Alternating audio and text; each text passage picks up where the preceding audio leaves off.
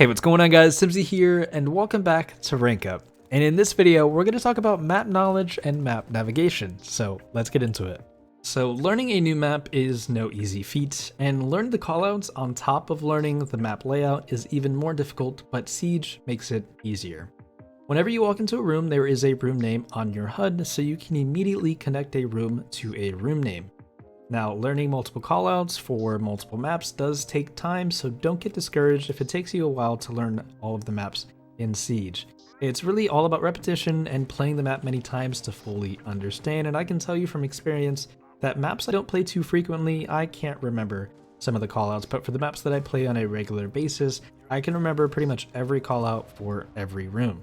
And if you guys are serious about trying to learn the maps in this game, Google Rainbow Six Siege maps. It'll bring you to a Ubisoft website where you can see every single map in the game. You can even filter them to the playlists that you are playing in game. So for example, if I go to Oregon, you can see blueprints to the floor plan of every floor on this map. It even shows you where the soft walls are, the hatches, and what part of the floor is destructible. And I've gone so far as to download all of the blueprints and go into Photoshop and place the room name on top of the room location and have that on my second monitor when I'm playing in order to help me remember not only the room layouts, the map layout, but more importantly, the callouts to these rooms, because that is even more important.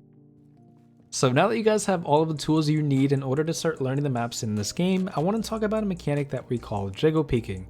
And Jiggle Peaking is when you strafe and lean around a corner and then immediately go back behind cover. This allows you to peek an angle in front of you while also being as safe as possible because you're exposing as little of your body for a short period of time. And in doing this, this allows you to see if there is someone holding an angle on you. And I want to point out that this does take some time to get used to get the muscle memory down, so don't be discouraged if you can't get this the first try.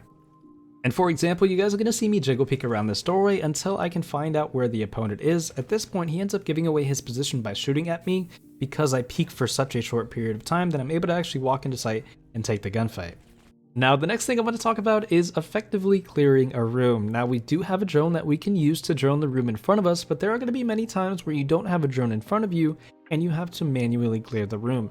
And in doing so, if you start on the right hand side of a door, you typically want to clear from left to right. In this case, we're going to be clearing from left to right.